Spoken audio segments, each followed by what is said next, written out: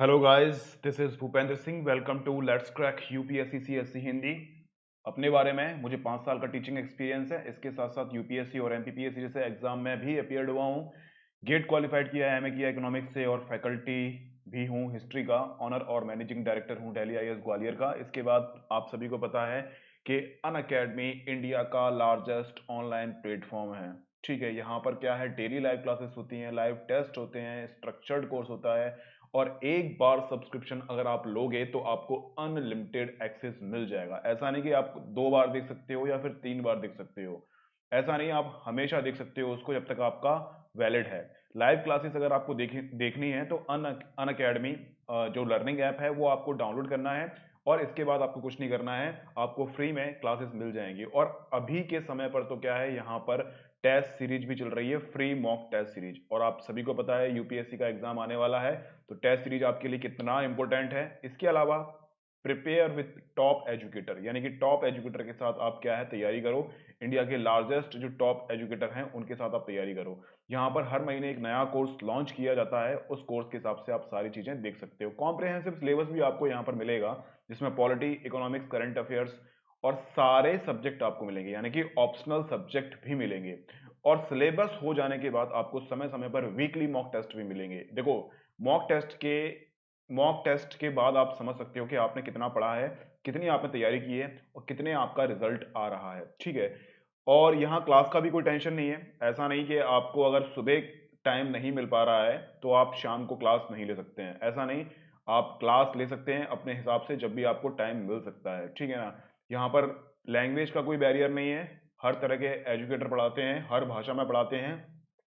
और समय समय पर क्या है, लाइव टेस्ट भी होते हैं। और फीस हम बताते हैं कि तो फीस तो बहुत ज़्यादा कम है। अगर आप ऑफलाइन क्लासेस में जाते हो तो ऑफलाइन क्लासेस में आपको बहुत सारा खर्चा देना पड़ेगा, करना पड़ेगा, क्योंकि आप 2 साल वहां पर रहोगे, और 2 साल आपका लगभग 3 से 4 लाख रुपए आपका आराम से लग जाएगा। और यहाँ पर 2 साल का जो खर्चा है, केवल 48,000 रुपये यहाँ पर खर्चा है। ठीक है, अगर आपको अन अकेडमी लर्निंग ऐप डाउनलोड करना है, और उसके बाद क्या है, आपको सब्सक्रिप्शन लेना है। ठीक है, तो आपको क्या है, प्ले स्टोर से को डाउनलोड करना पड़ेगा, अन अकेडमी लर्निंग ऐप को। इसके बाद आपको पूछेगा वो कि आपको 1 महीने का कोर्स चाहिए, 3 महीने का कोर्स चाहिए, या फिर 6 महीने का, या फिर 1 साल का, या फिर 2 साल का। तो आप अपने हिसाब से ले सकते हैं। मैं तो यही बोलूंगा कि आप 2 साल का कोर्स लीजिए, क्योंकि 2 साल के कोर्स में आपको बहुत बेनिफिट है। क्योंकि आप देख सकते हैं कि 1 साल की जो फीस है वो कितनी ज़्यादा है, 36,000, और 2 साल की जो फीस है वो 46,800 है। इसमें भी आपको 10% का डिस्काउंट मिल जाएगा यदि आप बीके लाइव कोड का आप यूज़ करते हैं तो। ठीक है, तो आगे हम लोग बात करते हैं, आज का टॉपिक हमारा क्या होने वाला है, उस टॉपिक पर हम लोग देखते हैं। तो हम क्या कर रहे थे, हम राजपूत नीति के बारे में पढ़ रहे थे। कल हम लोगों ने राजपूत नीति पढ़ी थी, मुगलों की राजपूत नीति। तो मुगलों में सबसे पहले अकबर की राजपूत नीति। ठीक है, इसके बाद औरंगजेब की राजपूत नीति।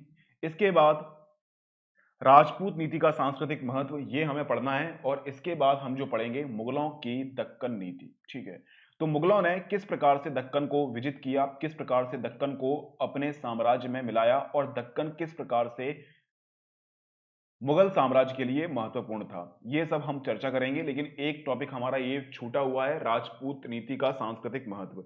तो इस टॉपिक को पूरा करने के बाद हम लोग जो है वो स्टार्ट करेंगे दक्कन की नीति। तो देखो, आप सभी लोग जानते हैं, एक मिनट।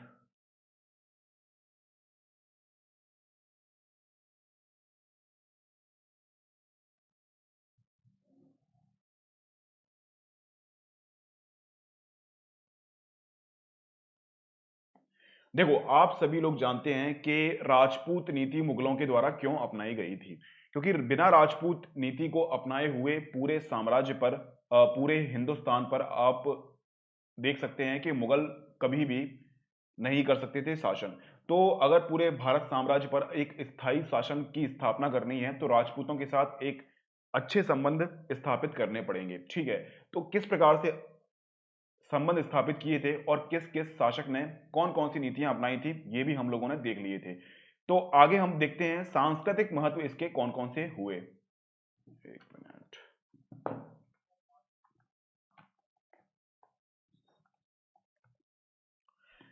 तो आगे हम लोग देखते हैं कि सांस्कृतिक महत्व कौन कौन से हुए, राजपूत नीति के सांस्कृतिक महत्व कौन कौन से हुए।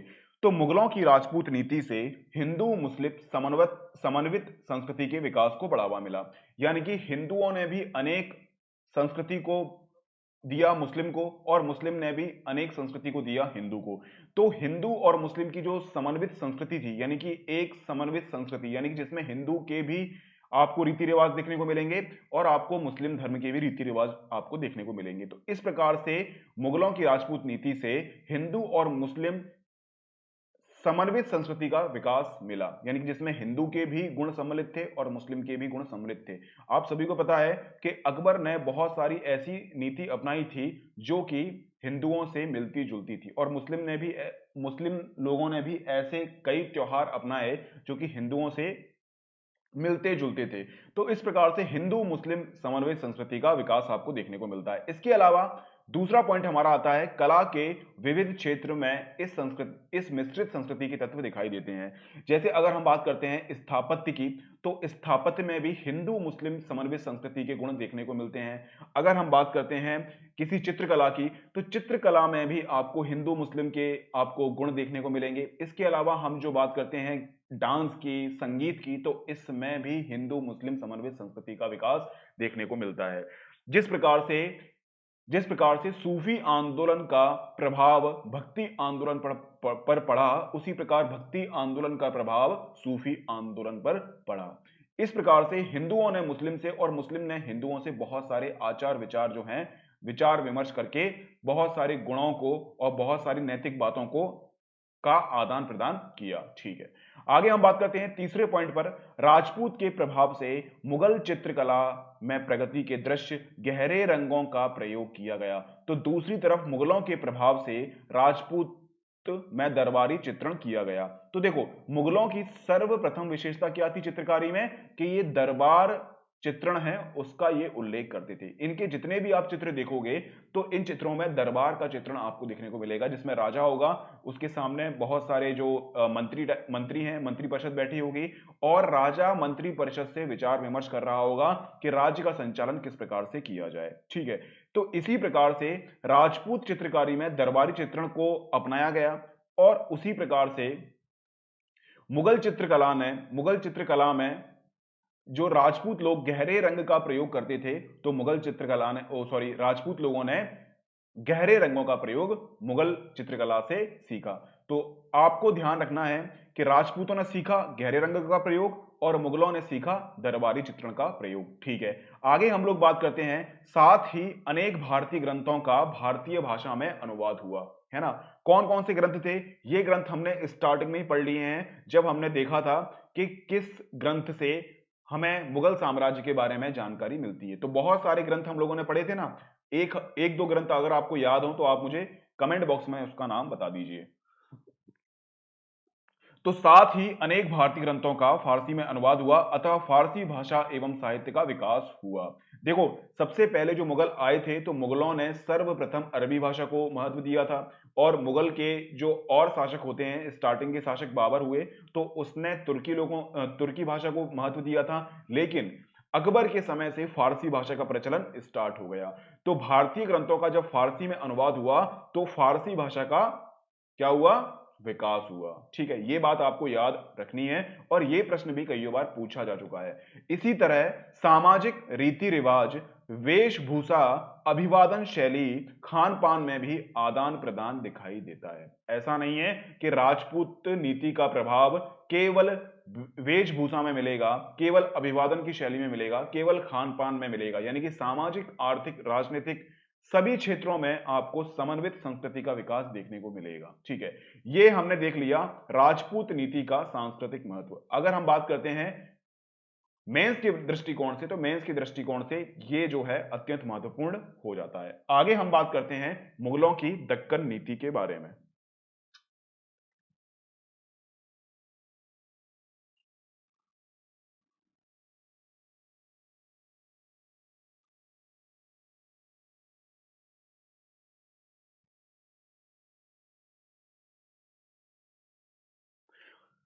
तो आगे हम बात करते हैं मुगलों की दक्कन नीति के बारे में। आप मुझे ये बताइए, आवाज सही आ रही है ना।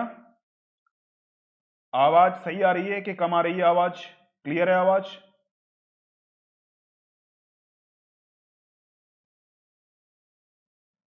आवाज क्लियर है? चलो ठीक है, पढ़ते हैं, आगे बढ़ते हैं। आवाज क्लियर है?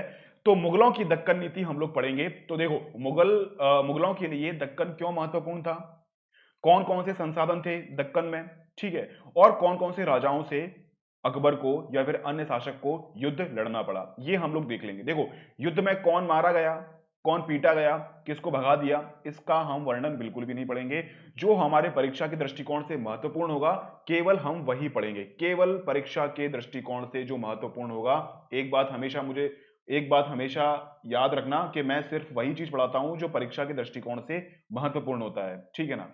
तो हम वही चीज पढ़ेंगे आगे से। जो हमने स्टार्ट किया था प्राचीन भारत का इतिहास, प्राचीन भारत के इतिहास से लेकर अभी हमारा मध्यकालीन भारत का इतिहास चल रहा है, तो हमने सारी चीजें वही पढ़ी हैं जो कि परीक्षा के दृष्टिकोण से महत्वपूर्ण हो। मैं वो चीज नहीं पढ़ाता हूं जिसे देखकर बच्चे खुश हो जाएं कि वाह वाह, सर ने एक नई बात बताई कि भैया जो अकबर था वो सोने की थाली में क्या नाम से खाना खाया करता था। लेकिन इन सब का कोई सेंस नहीं है, बच्चों को खुश करने के लिए ये सब चीजें बताई जाती हैं, लेकिन ऐसी चीजें ना तो एग्जाम में पूछी जाती हैं और ना ही मैं पढ़ाता हूं, ठीक है। तो हम लोग एक बार नजर डाल लेंगे कि कौन कौन से शासक ने कौन कौन से दक्कन के क्षेत्र को जीता और किस किस सन में जीता। देखो, सन का आपको थोड़ा सा आइडिया होना चाहिए, जिससे अगर क्वेश्चन बनता भी है कभी कभी टाइमलाइन से संबंधित, तो आप उस क्वेश्चन को सॉल्व करके आ जाओगे। आपको रटना बिल्कुल भी नहीं है, आपको समझना है, ठीक है। तो सबसे पहले हम जो बात करते हैं 1601 खान देश अकबर ने मिलाया। खान देश था। खान देश कहां पर है, किस राज्य में स्थित है, आपको कमेंट बॉक्स में मुझे यह बताना है। इसके अलावा 1633 में, देखो आपको एक बात ध्यान में रखना पड़ेगा कि जो ये टाइमलाइन है ना, ये टाइमलाइन मैंने आपको अकबर, जहांगीर, शाहजहां, औरंगजेब इन सब की पढ़ाई है, तो उन्हीं के हिसाब से युद्ध चलेंगे। ऐसा नहीं है 1601 में औरंगजेब आ जाएगा। 1601 में कौन था, 1601 में अकबर था, ठीक है। तो अकबर उस टाइम पर बड़ा नहीं था, अकबर उस टाइम पर बैरम खां के नेतृत्व में काम कर रहा था, ठीक है। तो 1633 में अहमदनगर शाहजहां ने मिलाया। सॉरी सॉरी सॉरी, गलती हो गई है, 1601 में अकबर नहीं था, 1601 में अकबर नहीं था, ठीक है ना। 1550 की बात चल रही है, 1552 में इसका जन्म हुआ था, 1552 में अकबर की बात चल रही है, ठीक है। तो 1633 में हम लोग बात करते हैं अहमदनगर शाहजहां ने मिलाया था। अहमदनगर किसने मिलाया था, शाहजहां ने। अहमदनगर वर्तमान समय में किस स्थान पर है, ये भी कमेंट बॉक्स में मुझे बता दो। इसके अलावा 1636 में बीजापुर गोलकुंडा से संधि कर युगों की संधि, युगों नहीं है ये, ठीक है, इसको कैंसिल कर देना, संधि की। परंतु 20 वर्ष के बाद 1656 में ये संधि तोड़ दी गई, और आगे के समय में हम लोग पढ़ेंगे कि ये संधि किस वजह से तोड़ दी गई थी, ठीक है ना। ये सब आपको ध्यान में रखना है। इसके अलावा 1680 में कौन आ गए, 1680 में शिवाजी आ गए, और आगे चलकर हम शिवाजी को भी पढ़ने वाले हैं कि शिवाजी ने किस तरह से हिंदू धर्म का पुनरुत्थान किया और मुगल साम्राज्य से लोहा लिया, ठीक है। इसके बाद 1686 में बीजापुर औरंगजेब ने मिलाया, ठीक है। अब औरंगजेब आ गया है 1686 में, ध्यान रखना है आपको। और यहां पर यानी कि औरंगजेब है वो दक्षिण के अभियान में जाएगा, और दक्षिण के अभियान में बीजापुर और गोलकुंडा है, वो औरंगजेब के लिए जीतना अत्यंत महत्वपूर्ण था, अपने साम्राज्य में मिलाने के लिए अत्यंत महत्वपूर्ण था। तो औरंगजेब भी बीजापुर और गोलकुंडा पर आक्रमण करेगा, ठीक है। तो 1686 में बीजापुर औरंगजेब ने मिलाया, और 1687 में गोलकुंडा औरंगजेब ने मिलाया। तो इस प्रकार औरंगजेब के समय की अगर हम बात करते हैं, तो औरंगजेब के समय जो हमारा मुगल काल था वो दक्षिण भारत तक फैल चुका था, ठीक है। पूरा साम्राज्य है वो दक्षिण भारत तक फैल चुका था, मुगल साम्राज्य।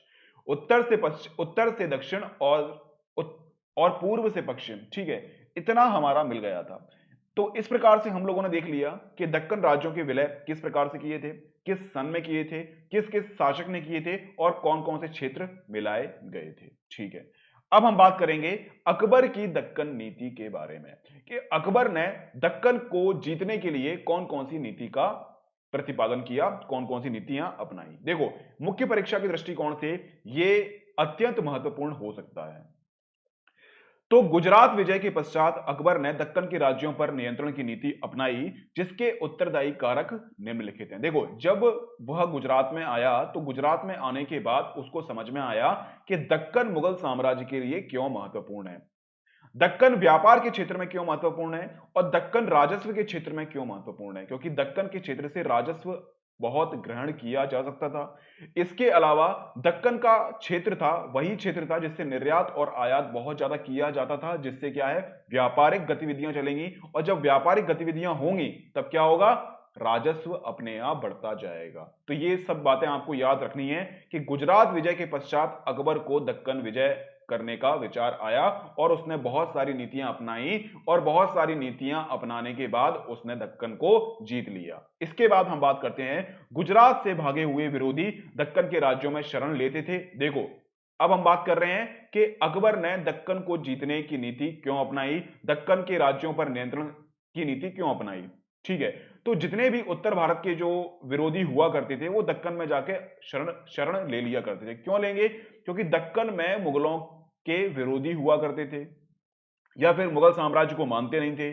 तो दुश्मन का दुश्मन दोस्त, ठीक है, तो मुगल साम्राज्य के जो विरोधी थे वो दक्कन भाग जाया करते थे। तो ये सबसे बड़ी समस्या थी। इस समस्या के समाधान के लिए सबसे पहले अकबर के पास था समाधान, वो था दक्कन को जीत लेना। अगर हम दक्कन को जीत लेंगे, उनको अपने साम्राज्य में मिला लेंगे या फिर उनके राजा को अपने समर्थन में ले लेंगे, तो हमारे जितने भी विरोधी होंगे वो हमारे शासन में मतलब विरोध हमसे करेंगे ही नहीं यार वो, ठीक है ना। इसके बाद अकबर गुजरात के बंदरगाह और वहां जाने वाले व्यापारिक मार्गों को सुरक्षित करना चाहता था। देखो, मैंने आपको बताया था कि गुजरात का बंदरगाह आयात और निर्यात के लिए अत्यंत महत्वपूर्ण था, क्योंकि हमारे यहां से मसाले जा रहे हैं और यूरोपियन देश से हमारे यहां पर सोना आ रहा है। तो व्यापार वाणिज्य के लिए गुजरात अत्यंत महत्वपूर्ण था, और गुजरात के बंदरगाह पर नियंत्रण करने के लिए दक्कन अभियान करना बहुत जरूरी था, ठीक है ना। तो एक क्षेत्र की जो महत्ता है वो होती है दूसरे क्षेत्र को जीतने के लिए। इसी प्रकार से गुजरात क्षेत्र के नियंत्रण को स्थायी बनाने के लिए दक्कन के क्षेत्रों पर नियंत्रण करना जरूरी था, ठीक है ना। इसके बाद अकबर सूरत प्रदेश पर अपना प्रभावी नियंत्रण रखना चाहता था। वस्तुतः इस प्रदेश का निर्माण मालवा, खानदेश एवं गुजरात के क्षेत्रों को मिलाकर होता था। यह क्षेत्र आर्थिक रूप से विशेष महत्व रखता था।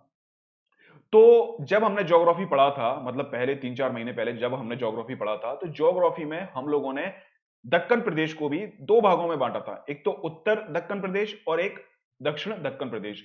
तो इस समय पर हम लोग जो बात कर रहे हैं वो उत्तर दक्कनी प्रदेश की बात कर रहे हैं। अब उत्तरी दक्कनी प्रदेश में कौन आएगा उसमें मालवा और खानदेश आएगा, ठीक है ना। तो ये चाहता था अकबर कि मालवा, खानदेश और गुजरात को मिलाकर एक प्रदेश का निर्माण कर दिया जाए और इस प्रदेश के माध्यम से आयात, निर्यात और विदेशी व्यापार को नियंत्रित किया जाए। क्योंकि मालवा, खानदेश और गुजरात को जब हम मिला देंगे तो ये आर्थिक रूप से आर्थिक रूप से ये क्या है, हमारे लिए अत्यंत महत्वपूर्ण हो जाएगा। यहां से विदेशी व्यापार भी नियंत्रित होता रहेगा। इसके अलावा मालवा का जो क्षेत्र है वो अत्यंत उपजाऊ क्षेत्र है, क्योंकि नर्मदा और ताप्ती नदी इस क्षेत्र को सिंचित करती है। तो यहां से रेवेन्यू भी अच्छा आएगा, प्लस हमारा व्यापार भी नियंत्रण हो जाएगा, और प्रशासनिक दृष्टिकोण से क्षेत्रवाद के परिणाम स्वरूप जो विरोधी गुट उभरते रहते हैं उस पर भी आराम से नियंत्रण हम लोग कर लेंगे। इसके बाद दक्कन राज्यों का आपसी संघर्ष भी अकबर को इस क्षेत्र के विजय के लिए प्रेरित करता रहा। देखो, दक्कन के जितने भी शासक हुए हैं वो आपस में क्या है, लड़ते झगड़ते रहे हैं। तो भैया जब आपस में लड़ेंगे, 10-12 चूहे आपस में लड़ेंगे, तो इसका फायदा कौन उठा लेगी, इसका फायदा बिल्ली उठा लेगी। तो अकबर ने भी ये सोचा कि दक्कन के राज आपस में लड़ते रहते हैं, भैया यहां पर तो केंद्रीय सत्ता तो कोई है नहीं है। जब केंद्रीय सत्ता नहीं होगी तो कोई आएगा और तुम्हें मार काट के चला जाएगा, और इसी का फायदा अकबर ने उठाया। अकबर ने क्या है, अकबर ने यही सोचा कि आपस में लड़ते रहते हैं दक्कन के राज्य, तो एक काम करते हैं हम लोग, क्या करते हैं, इन लोगों को हराकर अपने साम्राज्य में मिला लेते हैं, ठीक है, क्योंकि कमजोर राज्य हैं ये। इसके अलावा गतिविधियां कौन कौन सी अपनाई ये हम लोग देखते हैं। तो 1591 में अकबर ने दक्कन के चारों राज्यों में दूत मंडल भेजा, जहां केवल खानदेश के सर्वोच्चता स्वीकार की। खानदेश ने सर्वोच्चता स्वीकार की, जबकि अहमदनगर ने तो दूत को अपमान भी किया। देखो, अब बहुत सारे राजा होंगे, तो बहुत सारे राजा क्या है वो देखेंगे कि अकबर के साथ संबंध स्थापित करना है या फिर नहीं करना है। देखो खानदेश मुगल साम्राज्य से पास में ही था, यानी गुजरात को उसने जीत लिया था। तो खानदेश अगर विरोध करता मुगलों का, तो अकबर आराम से उस पर आक्रमण कर देता और खानदेश को आराम से जीत लेता। लेकिन अहमदनगर की अगर आप बात करते हैं, अहमदनगर की आप स्थिति देखोगे तो अहमदनगर दूर होता है, थोड़ा सा दक्षिण में मुगल साम्राज्य की जो क्षेत्र फैला हुआ था उससे थोड़ा सा दूर था। तो अहमदनगर उस समय मजबूत भी था, सैन्य दृष्टिकोण से देखा जाए तो उसने मुगल की अधीनता स्वीकार करने से मना कर दिया, ठीक है। तो और उसको अपमानित भी कर दिया। तो पहली जो बात आती है हमारी 1591 में, 1591 में खानदेश ने तो सर्वोच्चता स्वीकार कर ली और अहमदनगर ने दूत को अपमानित कर दिया, ठीक है। इसके बाद 1595 में आते हैं और 1595 की हम लोग बात करते हैं। 1595 में अहमदनगर के उत्तराधिकारी के प्रश्न पर मुगलों ने हस्तक्षेप किया और इसी क्रम में उससे कपास उत्पादक क्षेत्र बरार प्राप्त किया, ठीक है। तो आप सभी को मैंने बताया था कि जब भी कमजोर शासक होगा, कमजोर उत्तराधिकारी होगा, तो जो सत्ता मजबूत होगी उसकी चलेगी, ठीक है। उसी प्रकार से मुगल सल्तनत थी, उसका शासन चल रहा था एक बड़े क्षेत्र पर। अहमदनगर का जो प्रतापी राजा है, जब उसकी मृत्यु हो जाएगी तो उसके बाद उसका उत्तराधिकारी होगा। तो उत्तराधिकारी के संबंध में कौन लेगा निर्णय? ये मुगल लेंगे और मुगल हस्तक्षेप करेंगे किस पर? उसके बरार क्षेत्र पर, क्योंकि बरार क्षेत्र से कपास की मात्रा ज्यादा पैदा की जाती है और वहां से रेवेन्यू भी हमें प्राप्त होगा और हमें वहां से कच्चा माल भी प्राप्त होगा और वहां से हम निर्यात भी कपास का आराम से कर सकते हैं। तो ये क्षेत्र अत्यंत महत्वपूर्ण था। तो इसी प्रकार से धीरे धीरे अहमदनगर भी है वो भी मुगल साम्राज्य में शामिल कर लिया जाएगा, लेकिन अभी हुआ नहीं है, ये थोड़ी सी कूटनीतिक चीजें होती हैं। इसके अलावा 1601 में अकबर ने खानदेश को मुगल राज्य में मिला लिया। खानदेश को दक्कन का प्रवेश द्वार माना जाता था। इस तरह अकबर के काल में दक्कन राज्यों की मुगल साम्राज्य में विलय की प्रक्रिया शुरू हो गई। देखो, सबसे पहले अगर दक्कन में प्रवेश करना था तो उसके लिए खानदेश अत्यंत महत्वपूर्ण था। बिना खानदेश के आप दक्कन को विजय नहीं कर सकते थे, क्योंकि आपको पता है कि सतपुड़ा की श्रेणी है, विंध्याचल की श्रेणी है, तो इन श्रेणियों से दक्कन में जाना अत्यंत दुर्लभ हो जाया करता था। तो ये जो द्वार था खानदेश, वो उत्तर भारत को दक्षिण भारत से मिलाने का काम करता था। तो इसीलिए खानदेश को जीतना बहुत जरूरी था। इस तरह अकबर ने दक्कन को जीतने के लिए सबसे पहले खानदेश को विजित करने का प्रयास किया और खानदेश को जीत लिया। तो धीरे धीरे अकबर, शाहजहां, जहांगीर और औरंगजेब के समय पर दक्षिण भारत यानी कि दक्कन अभियान आराम से सफलतापूर्वक संपन्न हो गया, ठीक है। आगे हम बात करते हैं जहांगीर कालीन दक्कन नीति के। जहांगीर ने दक्कन को जीतने के लिए कौन कौन सी चीजें अपनाई, क्योंकि देखो दक्कन को जीतना अत्यंत अत्यंत महत्वपूर्ण था साम्राज्य विस्तार के लिए और रेवेन्यू के लिए। लेकिन एकदम से एक शासक के द्वारा, एक नीति के द्वारा दक्कन को जीतना मुश्किल हुआ करता था, क्योंकि आपको पता है कि भारत देश उत्तर से लेकर दक्षिण तक बहुत फैला हुआ है। अगर हम दक्षिण पर ध्यान केंद्रित करते हैं तो उत्तर में विद्रोह होना स्टार्ट हो जाएंगे, अगर हम उत्तर पर ध्यान देते हैं तो दक्षिण में विद्रोह होना स्टार्ट हो जाएंगे। यही बात आपको ध्यान रखनी होगी कि यही बात हमने बात की थी किसके टाइम पर? मोहम्मद बिन तुगलक के टाइम पर। और मोहम्मद बिन तुगलक ने दिल्ली से राजधानी परिवर्तित की थी। कहां की थी वो आपको बताना है, क्योंकि मैंने आपको पढ़ाया था। अब देखते हैं कितना आप रिवीजन करते हो, कितने स्टूडेंट ऐसे हैं जो सही आंसर देते हैं। तो इसके समय में दक्कन में अकबर कालीन विस्तार ही कायम रहा। वस्तुतः जहांगीर के समय अहमदनगर के प्रधानमंत्री मलिक अंबर ने मुगलों का विरोध किया, अतः खुर्रम यानी कि शाहजहां के नेतृत्व में यह विद्रोह समाप्त कर दिया गया। मैंने आपको बताया था कि अहमदनगर का जब प्रतापी राजा था, अकबर ने उसके पास दूत भेजा तो उस दूत को इसने बेइज्जत कर दिया। उसके बाद जब उत्तराधिकारी का प्रश्न आया तो उत्तराधिकारी के प्रश्न में इसने हस्तक्षेप किया अकबर ने और बरार प्रदेश को विजित कर लिया, ठीक है। अब उस समय पर उत्तराधिकारी तो इतना मजबूत नहीं होता था, तो कौन होगा? प्रधानमंत्री होगा। तो प्रधानमंत्री मलिक अंबर ने मुगलों का विरोध किया, लेकिन जहांगीर ने बोला कि भाई खुर्रम को बोलते थे, शाहजहां को खुर्रम बोलते थे। अब देखेंगे कि खुर्रम को शाहजहां की उपाधि कब मिलती है, ठीक है। जहांगीर इसे शाहजहां की उपाधि कब देगा? तो शाहजहां को भेजा और शाहजहां के नेतृत्व में मलिक अंबर ने अपने विद्रोह को समाप्त कर दिया और क्या है, कोई भी विद्रोह नहीं किया। ठीक है, आगे आने वाले समय में शाहजहां कालीन दक्कन नीति के बारे में हम बात करेंगे, क्योंकि जहांगीर के समय पर इतने मारकाट नहीं हुई थी और इतना ही साम्राज्य का विस्तार नहीं हुआ था। थोड़ा सा जो अकबर और जहांगीर थे वो आपस में क्या है, लड़ते झगड़ते रहते थे। और जहांगीर के समय पर मतलब सब व्यवस्थाएं बढ़िया चल रही थी, ठीक है ना। तो जहांगीर को कोई इंटरेस्ट नहीं था दक्कन की नीति में, और इतना भी कोई इंटरेस्ट तो सबको होता है देखो, लेकिन इतना इंटरेस्ट भी नहीं होता है कि भाई उसके लिए चीजें बिगाड़ ली जाएं।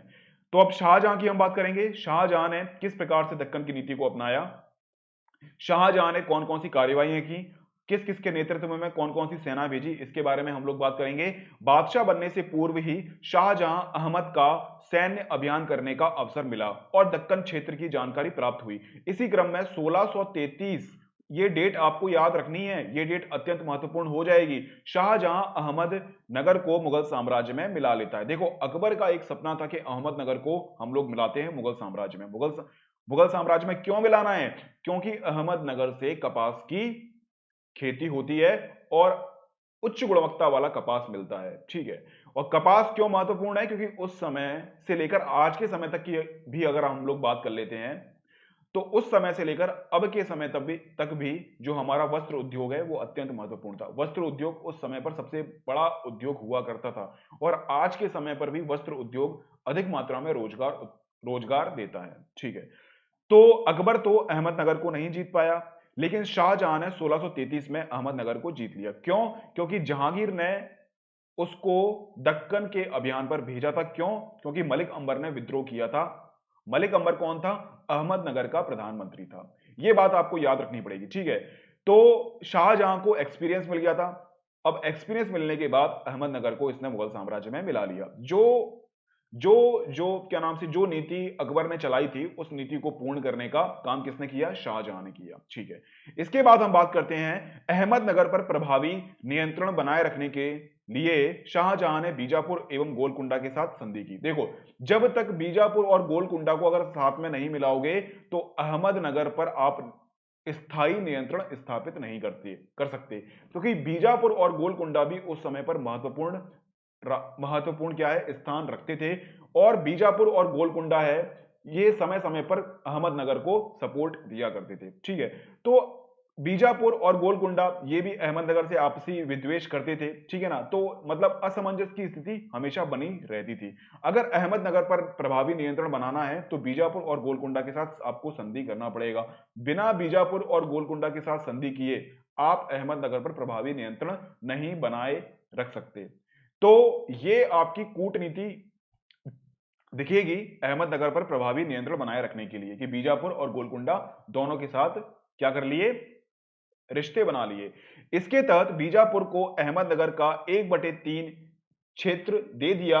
बीजापुर एवं गोलकुंडा के बीच होने वाले विवादों में मुगलों को निर्णायक स्थिति प्राप्त हुई।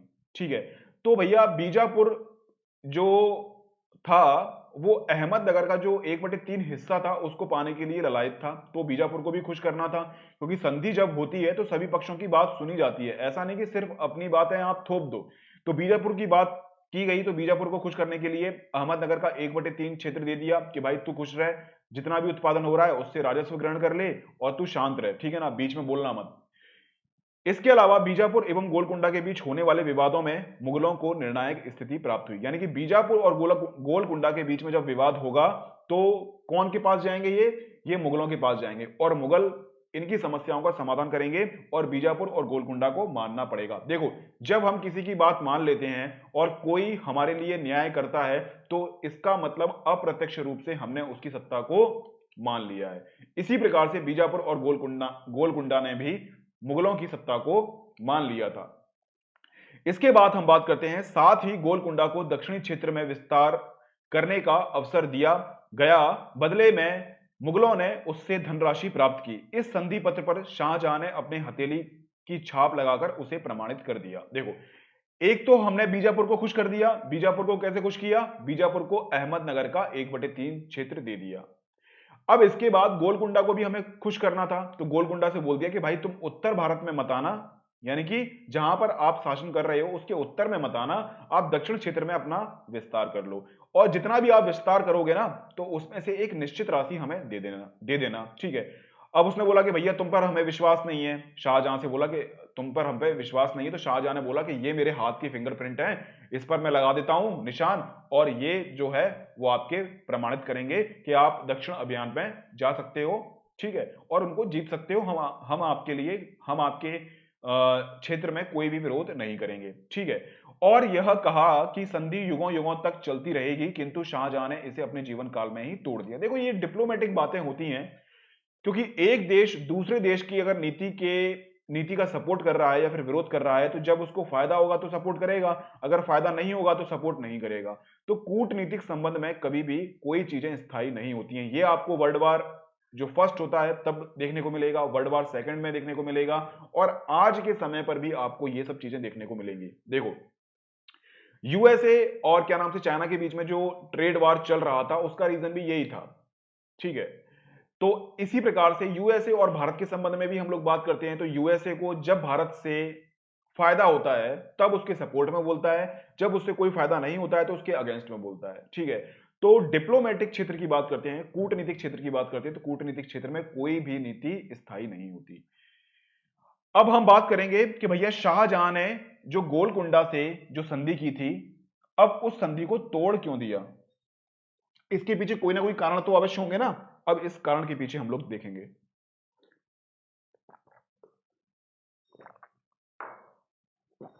कौन कौन से ऐसे कारण थे, तो संधि तोड़ने के कौन कौन से कारण थे। शाहजहां के समय मुगलों ने मध्य एशिया का अभियान किया, जहां बड़ी राशि, कहां गया कर्सर, शाहजहां के समय मुगलों ने मध्य एशिया का अभियान किया, जहां बड़ी धनराशि खर्च हुई, अतः वित्तीय बोझ को कम करने के लिए बीजापुर को दिए गए अहमदनगर का क्षेत्र वापस करने की बात की गई। देखो जब हमारा खर्चा बहुत बढ़ जाएगा, रेवेन्यू कम हो जाएगा, तो हमें कहीं ना कहीं से तो उस खर्चे को कवर करना पड़ेगा, ठीक है। तो सबसे पहले तो मुगल काल ने जो मध्य एशिया को जीतने के लिए जो अभियान चलाया था, क्योंकि मध्य एशिया में भी उनका जो शासन था मुगलों का, तो उसमें भी विद्रोह होना स्टार्ट हो गए थे, क्योंकि उस समय पर मुगल साम्राज्य दक्षिण भारत के जो क्षेत्र हैं उन पर निगाहें टिकाए हुए था। तो मध्य एशिया के जो क्षेत्र थे उन पर भी विद्रोह होना स्टार्ट होंगे, और मुगलों की एक नीति थी कि मध्य एशिया पर भी, मध्य एशिया के जो महत्वपूर्ण क्षेत्र हैं, है ना, वहां पर भी शासन स्थापित किया जाए। तो मध्य एशिया पर जो अभियान किया तो उसमें बहुत सारी चीजें थी, उसमें बहुत सारी चीजों में घाटा लगा, यानी कि सैन्य अभियान में बहुत सारे जो खर्चे थे वो बढ़ गए थे। तो उन खर्चे को पूरा करने के लिए कहीं ना कहीं से राजस्व तो ग्रहण करना ही था। तो बीजापुर को जो 1/3 भाग दिया गया था, जो मैंने आपको पढ़ाया था, तो वो एक उर्वरक भूमि थी, उर्वरक भूमि ही बीजापुर ने मांगी थी। अगर बंजर भूमि मांग लेता तो मुगल इसको छुड़ाते क्यों। तो मुगलों ने बोला कि भाई अब बीजापुर को जो हमने 1/3 भाग दिया था उसको वापस ले लिया जाए।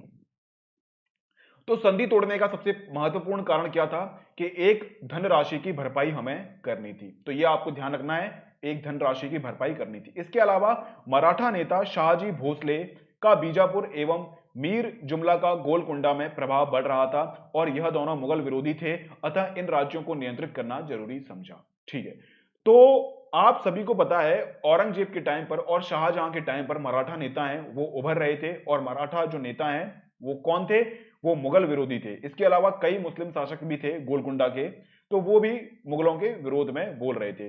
तो इनको ये सब विरोधी जो चीजें हैं उनको समाप्त करने के लिए शाहजी भोसले और मीर जुमला को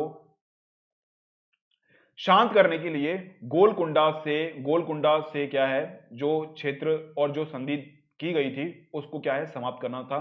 बिना समाप्त किए इनसे काम नहीं चल सकता था, क्योंकि जब तक मुगल विरोधी रहेंगे तब तक मुगल साम्राज्य का विस्तार नहीं कर सकते। और अगर देखा जाए तो अगर उत्तराधिकारी कमजोर हो जाता है तो यही मुगल विरोधी हैं वो क्या करेंगे, वो मुगल साम्राज्य को नष्ट कर देंगे और अपने आप को स्वतंत्र घोषित कर देंगे।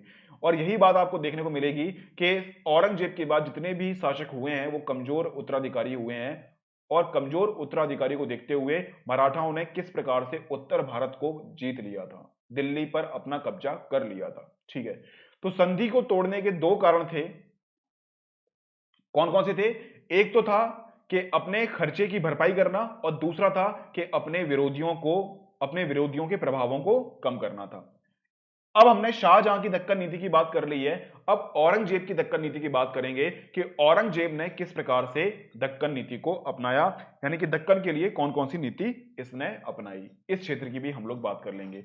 तो औरंगजेब शाहजहां के शासनकाल में दक्षिण का 2 बार सूबेदार रहा। देखो, जिस प्रकार से जहांगीर के समय पर शाहजहां को भेज दिया था कि भाई तुम अहमदनगर का अभियान संभालो, और अहमदनगर के अभियान के समय पर ही शाहजहां को मौका मिल गया वहां के क्षेत्र को समझने के लिए, वहां की नीति को समझने के लिए। अब औरंगजेब को भी भेज दिया शाहजहां ने कि भाई तुम भी जाओ दक्षिण भारत में और देख कर आओ कि क्या चल रहा है, किस प्रकार से नीति बनाए और कैसे हम लोग जीते। तो 2 बार सूबेदार बनाया, तो इसको एक्सपीरियंस मिला।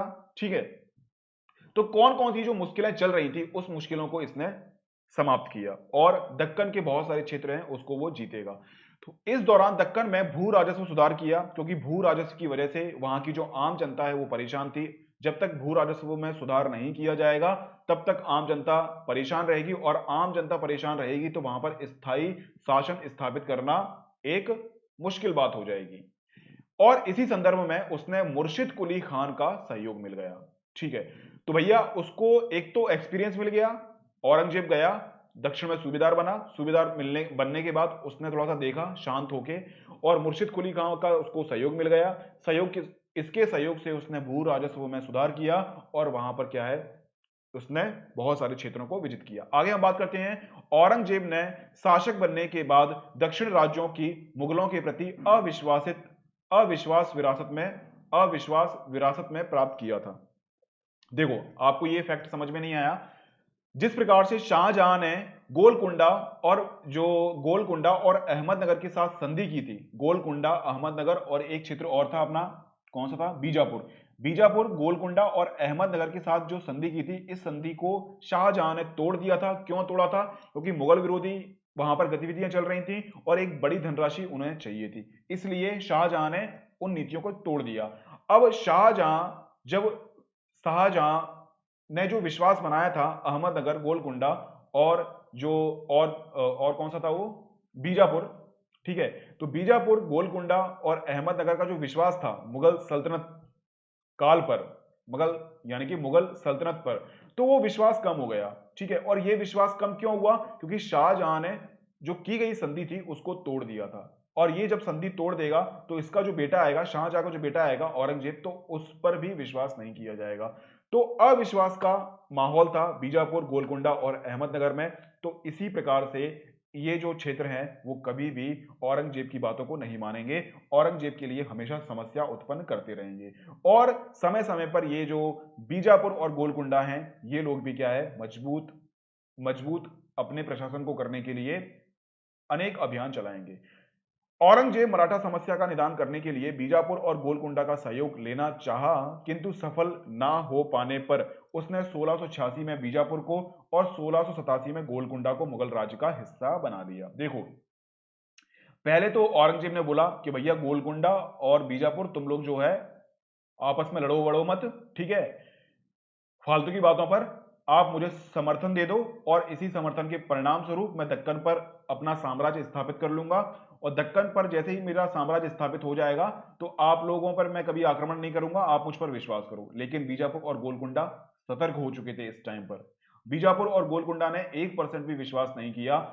अब यह बात जानकर औरंगजेब अत्यंत नाराज हुआ और बीजापुर और गोलकुंडा पर इसने आक्रमण कर दिया, और आक्रमण करने के बाद इसने अपने साम्राज्य में मिला लिया। तो जो बीजापुर और गोलकुंडा को जो मिलाने की बात अकबर के टाइम पर चल रही थी, वो कब पूरी हुई? औरंगजेब के समय पर, यानी कि 1686 में, यानी कि कम से कम 75-76 साल के बाद। दक्कन को जीतना इतना आसान नहीं था। जो भी शासक आया उसने उत्तर भारत में प्रशासन किया, और जैसे ही दक्षिण भारत की तरफ मुड़ा तो क्या है, उसके साम्राज्य का पतन होना स्टार्ट हो गया। इसीलिए अगर हम मौर्य साम्राज्य की बात करते हैं तो मौर्य साम्राज्य ने एक चक्रवर्ती राज्य की स्थापना की थी। देखो, ऐसे राज्य की स्थापना की थी इसने, ऐसे राज्य को अपने फैलाया था, क्योंकि ऐसे शासन को संभालना बहुत आसान होता है। लेकिन अगर हम वर्टिकल रूप में जाते हैं तो वर्टिकल रूप में अगर आप दक्षिण में जाओगे तो उत्तर भारत में विद्रोह होना स्टार्ट हो जाएंगे, अगर आप उत्तर भारत में जाओगे तो दक्षिण भारत में विद्रोह होना स्टार्ट हो जाएंगे। तो इस तरह की समस्या आपको देखने को मिलेगी, है ना। आगे हम बात करते हैं, बीजापुर का अंतिम शासक सिकंदर आदिल शाह एवं गोलकुंडा का अंतिम शासक अब्दुल्ला कुतुब शाह था। ठीक है, तो ये अंतिम शासक रहे हैं। अंतिम शासक को भी आप लोग याद कर लेना, क्योंकि फर्स्ट और अंतिम शासक जो हैं वो अत्यंत महत्वपूर्ण हो जाते हैं हमारे परीक्षा के दृष्टिकोण से, यानी प्रारंभिक परीक्षा के दृष्टिकोण से। इस तरह दक्कन में मुगल सत्ता का सर्वाधिक विस्तार औरंगजेब ने किया। इसी क्रम में वह दक्कन में उलझ गया और केंद्रीय सत्ता कमजोर हुई।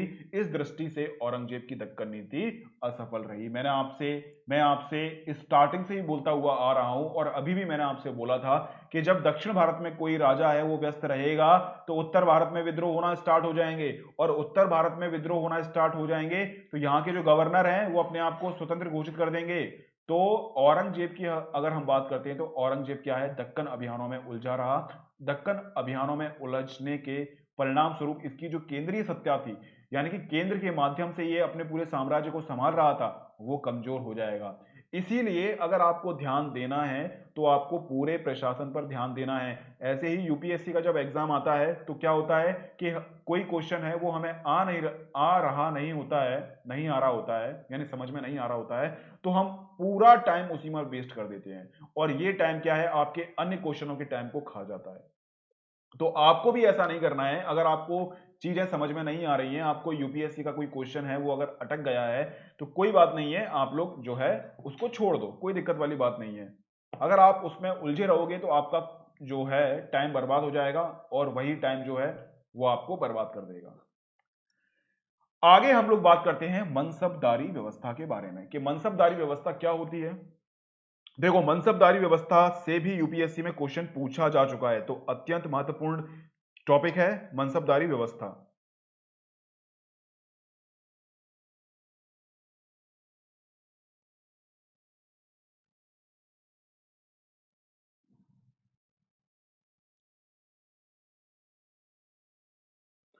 तो मनसबदारी व्यवस्था अत्यंत महत्वपूर्ण है। तो देखते हैं मनसबदारी व्यवस्था में कौन कौन से क्वेश्चन पूछे जाएंगे और किस तरह से क्वेश्चन बनेंगे। इसके लिए हमें मनसबदारी व्यवस्था को समझना बहुत जरूरी होगा। ठीक है, तो कोई बात नहीं है, हम मनसबदारी व्यवस्था को समझ लेंगे।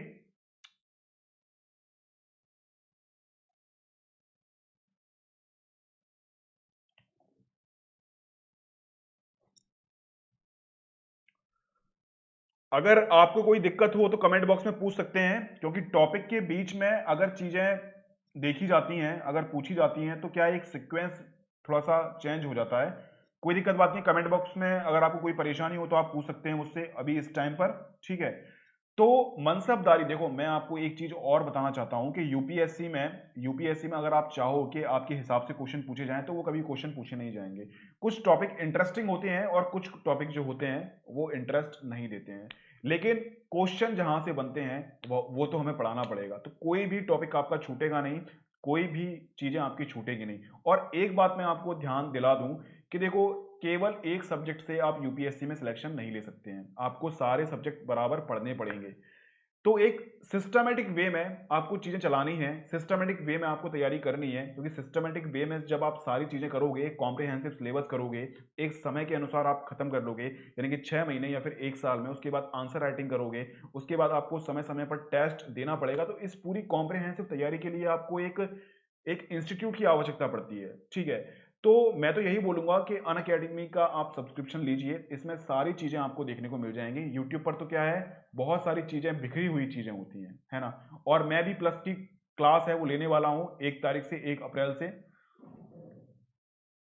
तो जो भी विद्यार्थी ऐसे हैं जिनने प्लस का सब्सक्रिप्शन ले रखा है, तो वो सबसे पहले क्या करें, वो मेरी क्लास में आए और मैं उनको बहुत सारी चीजें हैं वो पढ़ाऊंगा। ठीक है ना। तो बहुत सारे सब्जेक्ट हैं, मतलब आपका पूरा का पूरा सिलेबस मैं आपको करवाऊंगा, यानी कि जो आने वाला समय है, यानी कि आने वाले समय में मैं आपको सारा सिलेबस करवाऊंगा, यानी इकोनॉमिक्स, पॉलिटी, ज्योग्राफी, सब का सब आपको पूरा दूंगा, सी सेट वगैरह सब कुछ पढ़ाऊंगा आपको। ठीक है ना, कोई दिक्कत वाली बात नहीं है। तो जितना जल्दी हो सके आप लोग ज्वाइन कीजिए अनअकैडमी। आपको बीके लाइव कोड का यूज करना है, इसमें 10% का डिस्काउंट मिल जाएगा। अगर बीके लाइव कोड का आप यूज करते हो तो आपको क्या करना है, मुझे कॉल करना है एक बार कंफर्म करने के लिए आपने मेरे कोड से सब्सक्रिप्शन लिया है। बीके लाइव कोड को आपको हमेशा याद रखना है। आगे हम बात करते हैं मनसबदारी पे, ये बात तो हमारी हो गई। मनसबदारी व्यवस्था की हम लोग बात करते हैं। मनसब पद मनसबदारी व्यवस्था क्या होती है ये हम पढ़ेंगे। अब हम इसके बाद हम पढ़ेंगे मनसब पद इसे ग्रहण करने वाला मनसबदार कहलाता है, ये भी हम पढ़ेंगे। इसके बाद सम्राट क्या होता है, मनसबदार व्यवस्था किस भागों में डिवाइड थी, जहांगीर के समय पर क्या प्रणाली चल रही थी, मनसबदारी व्यवस्था का अर्थ क्या होता है, उद्देश्य क्या होता है, विशेषताएं कौन कौन सी होती हैं। तो मनसबदार आप जो है पूरा समझ जाओगे, कोई भी दिक्कत का सामना आपको नहीं करना पड़ेगा मनसबदार में। देखो मनसबदार से क्वेश्चन आया है तो मनसबदार जो है वो आपको याद करना पड़ेगा। अगर आपको पीडीएफ लेने की पीडीएफ लेने में समस्या आ रही है तो कमेंट बॉक्स में बहुत सारे बच्चे हैं, तो आलतू फालतू की बातें ना करते हुए आप उनका सपोर्ट किया करो। जो बच्चे हैं उनको पीडीएफ नहीं मिल पा रही है तो उनको बता दो कि पीडीएफ कहाँ मिलेगी। जो पुराने स्टूडेंट है उनको पता है कि भूपेंद्र सिंह दिनकर के नाम से एक टेलीग्राम ग्रुप बना हुआ है, तो उस पर आप जो है वो पीडीएफ डाउनलोड कर सकते हैं। ठीक है, तो चलो कोई बात नहीं है, मुद्दे पर आते हैं। ठीक है, तो मनसब पद इसे ग्रहण करने वाला मनसबदार कहलाता है, यानी कि जो मनसब ग्रहण करेगा। अब हम बात करेंगे मनसब होता क्या है। तो सबसे पहले ये बात आप याद कर लो, अगर मनसबदारी व्यवस्था से अगर कोई क्वेश्चन आता है तो आपको सर्वप्रथम मनसबदारी व्यवस्था है उसको आपको समझाना पड़ेगा। तो मनसबदार क्या होता है, ये वंशानुगत नहीं होते हैं। वंशानुगत का मतलब क्या होता है कि अगर बेटा को अगर अगर सॉरी बाप को अगर मनसब मिला है तो वो मनसब बेटे को नहीं मिलेगा। इसके अलावा स्थानांतरण से हो सकता था, यानी कि एक मनसब को आप दूसरे मनसब को दे सकते हो, यानी कि मनसब का स्थानांतरण कर सकते हो। सैनिक एवं असैनिक पदों के लिए नियुक्ति होती थी मनसब में, ठीक है ना। यानी कि अब आपको शॉर्ट फॉर्म में बता दूं, फालतू में आपको घुमाता नहीं हूं।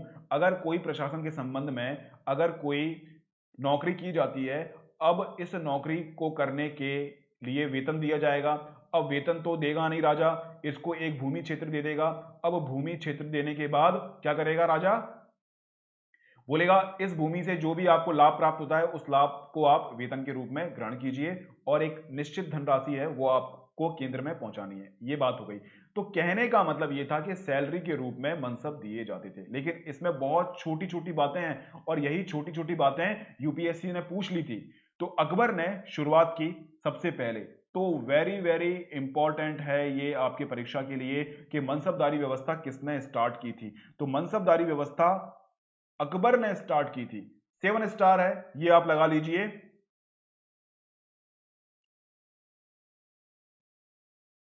ठीक है, अकबर ने शुरुआत की थी। तो भूपेंद्र सिंह दिनकर के नाम से पीडीएफ आपको मिल जाएगी, है ना। कमेंट बॉक्स में आप सभी लोग हैं उनका आप सपोर्ट कीजिए, जो भी नए स्टूडेंट है कहां से आपको पीडीएफ मिलेगी और कहां से नहीं मिलेगी। तो हम बात करते हैं सम्राट की। तो सम्राट मीर बख्शी, ठीक है। मीर बख्शी देखो, मनसबदारी व्यवस्था तो आपकी हो गई। अब जो मनसबदारी में जो अन्य अन्य जो भाग थे, अन्य अन्य जो अधिकारी थे, हम उसके बारे में बात करेंगे। तो मीर बख्शी के बारे में भी पूछ लिया गया है कि मीर बख्शी कौन था, क्या काम था इसका। इसका भी 7 स्टार लगा लेना, क्योंकि ये क्वेश्चन भी पूछा जा चुका है। तो मीर बख्शी के बारे में हम लोग बात करते हैं। तो सैन्य विभाग का प्रमुख हुआ करता था। किसका, सैन्य विभाग का प्रमुख हुआ करता था मीर बख्शी, सैन्य विभाग का। इसके बाद मनसबदारों की सूची तय करता था और इनकी नियुक्ति की सिफारिश भी सम्राट से करता था कि किसको कितना मनसब मिलना चाहिए, किस सैनिक को कितना मनसब मिलना चाहिए। ठीक है, और उसकी सूची तैयार करेगा और ये सूची क्या है, वो अकबर को देगा, जहांगीर को देगा, शाहजहां को देगा, और उसके बाद जहांगीर, अकबर, शाहजहां जो भी सम्राट होगा वो उनको मनसब प्रदान करेगा। तो मुगल सल्तनत में मीर बख्शी की भूमिका अत्यंत महत्वपूर्ण हुआ करती थी। ठीक है, तो आप सभी को पता है कि मनसब देने का काम कौन करता था, मीर बख्शी, यानी कि अनुशंसा करने का काम कौन करता था, मीर बख्शी।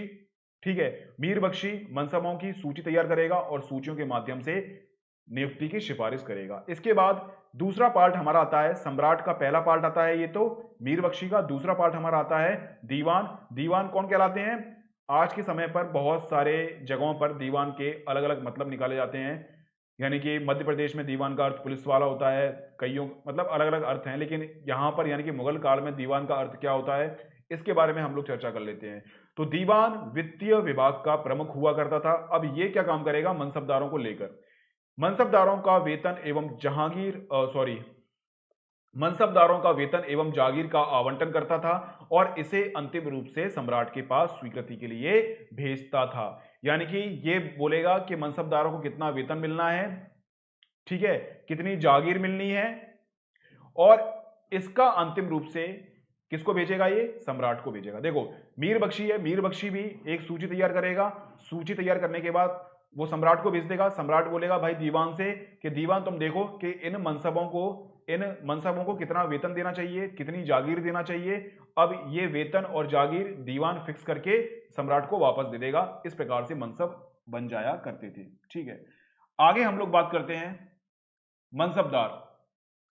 तो मनसबदार के भी दो प्रकार थे, एक तो जात पद था और एक सवार पद था। अब देखते हैं कि जात पद और सवार पद किस प्रकार से अपना काम करते हैं। देखो कोई भी क्वेश्चन आपसे छूटेगा नहीं, चाहे मेंस का हो चाहे प्रीलिम्स का हो, कोई भी क्वेश्चन आपसे छूटेगा नहीं, है ना। तो आप लेक्चर में 7 बजे आ जाया करो, 7 बजे हमारी क्लास होती है, इस बहाने कम से कम आप उठ तो जाओगे। तो एक होता है जात पद, दूसरा होता है सवार पद। देखो आपका समर्थन चाहिए मुझे, और कुछ नहीं चाहिए, ठीक है ना। आप बस आ जाया करो, अधिक से अधिक संख्या में अगर ऑनलाइन मुझे लाइव मिलोगे तो बड़ा मजा आएगा पढ़ाने में। मुझे फिर मजा नहीं आता है पढ़ाने में, कोई दिखते नहीं है तो, ठीक है। साथ साथ में क्या है, जितने भी नए स्टूडेंट आते जाएं तो लाइक ठोकते जाएं, ठीक है, लाइक ठोकते जाएं, लाइक में कोई कंजूसी ना करें। हमें यार चाहिए कि आपका प्यार चाहिए बस, और कुछ नहीं चाहिए। यह मनसबदारों के वेतन एवं सेवा में पदानुक्रम का सूचक था। क्या, जात पद। ये जात पद, अरे कहां गया कर्सर, जात पद क्या करता है, मनसबदारों के वेतन एवं सेवा में पदानुक्रम था। यानी कि पहले हैरारकी का मतलब कि सबसे बड़ा अधिकारी, इसको सबसे ज्यादा वेतन और सबसे ज्यादा जागीर है। इसके बाद छोटा अधिकारी, इसके बाद छोटा अधिकारी, इसके बाद और छोटा अधिकारी, इसके बाद और छोटा अधिकारी, ठीक है ना। अब हम बात करेंगे किस प्रकार के मनसब करते थे और किस प्रकार के सवार हुआ करते थे, किस प्रकार के जात पद हुआ करते थे, इनके बारे में भी हम लोग बात करेंगे, है ना। तो ये चीजें भी आप लोग देख लेना, ठीक है। तो जात पद का आपको समझ में आ गया कि वेतन एवं सेवा पदानुक्रम होते थे, जिसको हम जात पद बोलते थे कि आप किस जात के हो। जात का मतलब आपकी जाति नहीं कि ब्राह्मण क्षत्रिय शूद्र किस जात के हो, ये वाली नहीं थी। कितना आपको वेतन मिलता है, कितनी आपको जागीर मिली है, ये आपको बताना है उसमें। सवार पद क्या होता है, सैनिक उत्तरदायित्व का सूचक था। यानी कि आपको कितने घोड़े रखने हैं, कितने हाथी रखने हैं, ये सब चीजें सवार पद था। तो मनसबदारों को दो भागों में डिवाइड कर देते हैं हम। तो एक तो जात पद के हिसाब से इसको डिवाइड कर दिया जाता है, यानी कि इसमें भेद किया जाता है, और एक सवार पद के हिसाब से इसका भेद किया जाता है। देखो जिसको जितना वेतन दिया जाएगा, जिसको जितना वेतन दिया जाएगा, जिसको जितना अधिकार दिया जाएगा, जिसको जितनी जागीर दी जाएगी, सॉरी जहांगीर नहीं, जागीर दी जाएगी, उसके हिसाब से उसका सवार पद निर्धारित होगा। यानी कि अगर उसको ज्यादा वेतन दिया जा रहा है तो सैनिक उत्तरदायित्व है वो भी तो ज्यादा होंगे उसके, समझ में आया ना। तो उसको ज्यादा घोड़े रखने पड़ेंगे। जैसे ये अधिकारी है, इसका मनसब सबसे ज्यादा है, इसको वेतन सबसे ज्यादा मिलता है, तो भैया इसको 100 घोड़े रखने पड़ेंगे, मान लो 100 घोड़े रखने पड़ेंगे इसको। अब इससे छोटा अधिकारी ये है तो इसको 80 घोड़े रखने पड़ेंगे, इसको 50 घोड़े, फिर सबसे लास्ट का जो होगा 20 घोड़े रखने पड़ेंगे, है ना। तो इस प्रकार से आपको समझ में आ गया ना कि मनसबदार जात पद और सवार पद के हिसाब से बटा हुआ था, है ना। इसमें जात पद वेतन और सेवा से संबंधित था और सवार पद है वो सैनिक पद से संबंधित था। तो आपको याद करना है। देखो आपसे किसी भी प्रकार से क्वेश्चन पूछ लेगा कि जात पद शब्दावली किससे संबंधित है, तो आप बोल देना कि भैया ये मनसबदार से संबंधित है। अगर आपसे पूछ लिया जाए कि सवार पद किससे संबंधित है, तो ये मनसबदार से संबंधित है। और आपसे ये क्वेश्चन भी पूछ लिया जाएगा कि मनसबदारी व्यवस्था है वो किसने चालू की थी। अभी मैंने आपको बताया था, आप मुझे बता दो कि अकबर, जहांगीर, शाहजहां, औरंगजेब, इन तीनों में से किसने स्टार्ट की थी। आपसे यह भी प्रश्न पूछ लिया जाएगा कि जात पद का अर्थ क्या होता है, सवार पद का अर्थ क्या होता है, ठीक है। आपको 3-4 ऑप्शन दे दिए जाएंगे। ऐसे ही क्वेश्चन पूछता है हिस्ट्री में से। हिस्ट्री में आप एक्सट्रीम लेवल पर तो कुछ ले ही नहीं जा सकते कि ये नहीं पूछेगा, ये नहीं पूछेगा। जात सवार के आधार पर मनसबदारों की श्रेणियां, ठीक है ना। जात के आधार पर यानी कि सैनिक उत्तरदायित्व, यानी कि किस जात को किस प्रकार का सैनिक उत्तरदायित्व मिला है, उसके आधार पर भी हम लोग जो है क्या करते हैं, उसको श्रेणियों में डिवाइड करते हैं। तो इसमें 3 श्रेणियां आती हैं, एक तो है प्रथम श्रेणी, एक है द्वितीय श्रेणी और एक है तृतीय श्रेणी। देखो, अगर आपको जात पद का मतलब समझ में आ गया होगा तो आपको प्रथम श्रेणी, द्वितीय श्रेणी और तृतीय श्रेणी को समझने में कोई परेशानी नहीं होना चाहिए। तो जात एवं सवार पद बराबर हुआ करते थे, जात एवं सवार बराबर हुआ करते थे। द्वितीय श्रेणी में जात पद से सवार पद आधा या आधे से ज्यादा हुआ करता था। तृतीय श्रेणी में जात पद से सवार पद आधे से कम होता था। ठीक है, जात पद का मतलब सैनिक उत्तरदायित्व। ठीक है, सैनिक उत्तरदायित्व वेतन से कम होता था तृतीय श्रेणी में। ठीक है, द्वितीय श्रेणी में सैनिक उत्तरदायित्व और वेतन बराबर हुआ करता था। प्रथम श्रेणी में सैनिक उत्तरदायित्व और वेतन और जागीर क्या है, sorry sorry sorry sorry sorry sorry द्वितीय श्रेणी में क्या है, आधे से ज्यादा हुआ करता था। तृतीय श्रेणी में आधे से कम होता था। और प्रथम श्रेणी में जात और पद है, जात और सवार है, वो बराबर हुआ करते थे। देखो, प्रथम श्रेणी में बराबर, द्वितीय श्रेणी में आधे से ज्यादा और तृतीय श्रेणी में आधे से कम। तो इस प्रकार से हम लोग जो है वो जात सवार के आधार पर मनसबदारों को तीन श्रेणियों में डिवाइड कर लेते हैं। और किस प्रकार से हम लोग डिवाइड करते हैं, बराबर यानी कि जात और सवार बराबर, या फिर जात और पद आधे से ज्यादा, या फिर जात और पद आधे से कम। ये बात आपको क्लियर हो गई है। अगर आपको जात पद का मतलब नहीं पता है, अगर आप अभी नए आए हो तो थोड़ा सा पीछे कर कर आप चीज देख सकते हो। सवार पद जात पद से ज्यादा नहीं हो सकता था, यानी कि सैनिक उत्तरदायित्व वेतन से ज्यादा नहीं हो सकता था। अगर सैनिक उत्तरदायित्व ज्यादा बढ़ा दिया जाएगा तो क्या होगा, सैनिक असंतुष्ट हो जाएंगे, क्योंकि उनको तो कोई बचत होगी ही नहीं।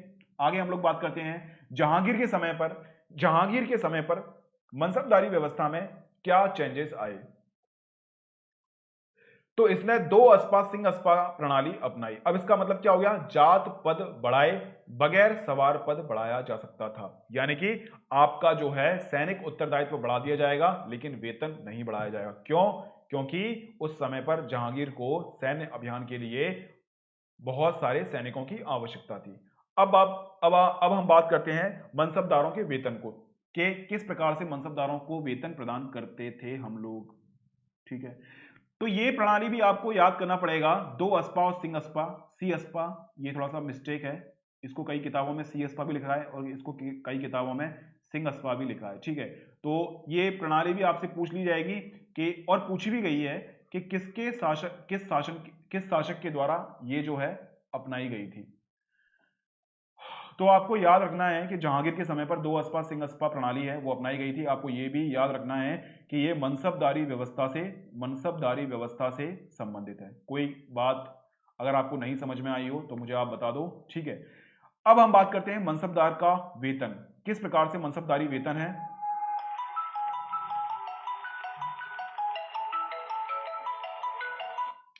किस प्रकार से मनसबदारों को वेतन दिया जाता था। तो नगद रूप में वेतन दे देंगे हम इनको, जागीर के रूप में हम वेतन दे देंगे इनको, और नगद और जागीर के रूप में, दोनों के रूप में दे सकते हैं। यानी कि नगद भी दे दिया और जागीर के रूप में भी दे दिया। नगद के रूप में यानी कि पैसे इनको नगद दे दिए वेतन के बदले, या फिर जागीर दे दी यानी कि एक भू राजस्व है, यानी कि एक भूमि दे दी। अब इस भूमि से जो भी आपको मिलता है वो आपका होगा, और एक थोड़ी बहुत राशि है वो आप केंद्र को दे दो, है ना। या फिर नगद भी आपको दे दिया जाएगा और आपको जागीर भी दे दी जाएगी। ये आपकी क्वालिटी के ऊपर डिपेंड करता है कि आप किस प्रकार के मनसब हो, कितना मनसब आपको प्रदान किया गया है। इसके बाद हम बात करते हैं, प्रत्येक जागीरदार मनसब होता था किंतु प्रत्येक मनसबदार जागीरदार नहीं हो सकता था। यानी कि जागीरदार जागीरदार था, वो मनसब तो होता ही था लेकिन प्रत्येक मनसब जागीरदार नहीं हो सकता था। इसका मतलब क्या है कि ऐसा नहीं है कि प्रत्येक जो मनसब है उसको जागीर प्रदान की ही जाए, लेकिन जो जागीरदार है वो मनसब तो होता ही होता था, यानी कि उसको मनसबदार तो बनाना आवश्यक होता ही था। यह आपको ध्यान देना होगा कि जागीरदार मनसबदार तो होता ही होता था, यानी कि जागीरदार मनसबदार हो सकता है, ये राइट है, लेकिन प्रत्येक मनसबदार जागीरदार नहीं हो सकता है। अगर आपसे पूछ लिया जाए कि प्रत्येक मनसबदार जागीरदार होते थे, अगर ये कथन आपके यूपीएससी में बन के आ जाए तो आपको इसको गलत लगा के आना है। लेकिन अगर आपसे पूछ लिया जाए कि जागीरदार सब मनसबदार हुआ करते थे तो आपको करना है कि हाँ ये सब ठीक है। तो ये फैक्ट भी आपको याद रखना है। ठीक है, इसको भी 7 स्टार आप लगा लो। आगे हम लोग बात करते हैं मनसबदारी व्यवस्था का अर्थ क्या होता है, ठीक है, क्योंकि कभी कभी यूपीएससी प्री में या फिर स्टेट पीसीएस में आपका अर्थ भी पूछ लिया जाएगा। तो इसके अर्थ की हम लोग बात करते हैं तो मनसबदारी एक फारसी शब्द है। कौन सा है? एक फारसी शब्द है, क्योंकि अकबर के समय, जहांगीर के समय और औरंगजेब के समय फारसी जो भाषा है वो अत्यंत महत्वपूर्ण भाषा हुआ करती थी। अब फारसी भाषा यानी कि मनसब का अर्थ क्या होता है? मनसब का अर्थ होता है पद,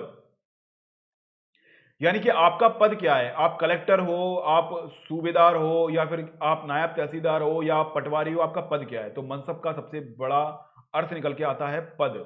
यानी कि इस समय पर आप बोलते हैं ना कि आपकी पोस्ट क्या है, तो मनसब का अर्थ होता है पोस्ट, कि आपकी पोस्ट क्या है। पोस्ट के हिसाब से डिवाइड किया जाएगा कि आप जो है वो क्या है, बड़े अधिकारी हो या फिर छोटे अधिकारी हो। ये आपको ध्यान में रखना पड़ेगा, है ना। तो अगर आपसे पूछ लिया जाए कि मनसब का अर्थ क्या होता है तो आप बता दोगे आराम से कि मनसब का अर्थ होता है पद, ठीक है। इसे सर्वप्रथम अकबर ने लागू किया था, ये भी आप याद कर लेना कि सर्वप्रथम अकबर ने लागू किया था। इसकी प्रेरणा इसकी प्रेरणा उसे मुगलों की पद्धति से मिली थी, यानी कि मुगल, यानी कि इसके पहले के जो वंशज थे, इसके पहले के जो इसके पिता थे, अकबर के पिता कौन थे? हुमायूं। हुमायूं के पिता कौन थे? हुमायूं के पिता कौन थे? बाबर। बाबर के पिता कौन थे? तैमूर, ठीक है। अब तैमूर के पिता कौन थे? ये मुझे आप कमेंट बॉक्स में मुझे बताओ, ठीक है, अगर आपको मालूम हो तो। उद्देश्य क्या थे मनसबदारी व्यवस्था के? मुगल साम्राज्य को सुदृढ़ करना था, नौकरशाही में दक्षता लेके आना था, कुलीन वर्गों को प्रशासन में शामिल कर उन्हें राज्य का अंग बनाना था, अर्थात सामंत, कुलीन एवं सेना को एक सूत्र में बांधना था, ठीक है। यह मनसबदारी का उद्देश्य था। यानी कि मनसबदारी यानी कि अगर हम पदों में डिवाइड कर देंगे तो एक कर्तव्य है जुड़ जाएगा कि आपका कर्तव्य ये होगा, आप बड़े अधिकारी हो तो आपका बड़ा कर्तव्य होगा, आपको इसके लिए बड़ा वेतन भी दिया जाएगा, ठीक है, संतुष्ट रहेंगे। इसके बाद नौकरशाही, अब पहले समझ में आता ही नहीं था किसका काम क्या है ना। कोई ऐसा अधिकारी था जो काम ज्यादा कर रहा है लेकिन वेतन उसको कम मिल रहा है, तो जो कर्मचारी है वो असंतुष्ट हुआ करता था। इससे क्या है, नौकरशाही में बहुत सारे भ्रष्टाचार जैसी गतिविधियां लिप्त हो गई थी। तो मनसबदारी व्यवस्था के हिसाब से नौकरशाही में दक्षता आ गई। इसके अलावा कुलीन वर्ग को प्रशासन में शामिल कर उन्हें राज्य का अंग बनाना, अर्थात सामंत, कुलीन एवं सेना। देखो, सामंत पहले के टाइम पर क्या हुआ करता था? समस्या सबसे बड़ी देखी जाती थी कि सामंत अलग चल सामंत अलग चल रहे हैं, कुलीन अलग चल रहे हैं एवं सेना अलग चल रही है, ठीक है। तो सामंत, कुलीन वर्ग और सेना, इन तीनों को एक सूत्र में बांधने का काम किया मनसबदारी व्यवस्था ने, ठीक है। ये हमारी मनसबदारी व्यवस्था हो गई। मनसबदारी व्यवस्था में विशेषताएं हमारी छूट गई हैं। इसके अलावा हम मुगलों की भू राजस्व नीति के बारे में हम लोग पढ़ेंगे, किस प्रकार की मुगलों की अर्थव्यवस्था थी, ठीक है। तो ऐसा नहीं कि सारा इंटरेस्टिंग हो, कुछ चीजें इंटरेस्टिंग नहीं होती हैं और वहां से भी क्वेश्चन पूछ लिया गया है। मनसबदारी व्यवस्था से भी क्वेश्चन आ चुका है, तो वो आपको याद रखना पड़ेगा। कोई भी चीज आपकी छूटेगी नहीं, सब चीजें आपको करवा दी जाएंगी। तो एक कॉम्प्रिहेंसिव सिलेबस अगर आपको करना है ना, तो आपको मैं यही सजेस्ट करूंगा कि आप सब्सक्रिप्शन लीजिए अनअकैडमी का, यहाँ से आपको सारी चीजें मिल जाएंगी, ठीक है। थोड़ी सी चीजों के चक्कर में आप क्या है, पूरी अपनी तैयारी को बिगाड़ दोगे, है ना। यूट्यूब पर तो बहुत सारे कोर्स आते रहते हैं, बहुत सारे कोर्स जाते रहते हैं, सिस्टमेटिक वे से कोई करवाता भी नहीं है ना। और एक सब्जेक्ट अगर मैं आपको करवा भी दूंगा तो इससे क्या फायदा आपका हो जाएगा? और भी सब्जेक्ट हैं, 15-20 सब्जेक्ट हैं, उनको आपको कौन करवाएगा? तो ठीक है, तो एक कॉम्प्रिहेंसिव सिलेबस के लिए आप अनअकैडमी का सब्सक्रिप्शन लीजिए। अगर आप लेते हो तो आपको बीके लाइव कोड को यूज करना है। अगर आप नहीं लेते हो, कोई और लेता है, तो आपको बीके लाइव कोड को आपको यूज करना है, ठीक है। अगर कोई समस्या आती है तो 9074467114 पे आपको क्लिक करना है, फोन लगाना है। और पीडीएफ आपको कहाँ मिलेगी आप सभी को पता है, कमेंट बॉक्स में मुझे बता दो किस पर आपको पीडीएफ मिलेगी। जितने भी नए स्टूडेंट हैं उनको पीडीएफ दिलवाने का काम तुम्हारा है, तुम्हारा कर्तव्य बनता है कि उसको पीडीएफ तक आप पहुंचाओ। तो आप उसको बताओगे कैसे पीडीएफ आपको लेनी है, ठीक है। तो आज के लेक्चर में इतना ही। आपके सहयोग के लिए बहुत बहुत धन्यवाद। कल फिर मिलते हैं। ऐसे जितने भी विद्यार्थी जिन्होंने लेक्चर को लाइक नहीं किया है वो लाइक करें, शेयर करें। और ऐसे विद्यार्थी जिन्होंने भी आगे की सीरीज नहीं देखी है तो वो पहले आगे की सीरीज देख लें, उसके बाद यहाँ पर आएँ। बहुत सारी चीज़ें हम लोगों ने डिस्कस की है, ठीक है। तो फिर से मिलते हैं कल 7 बजे।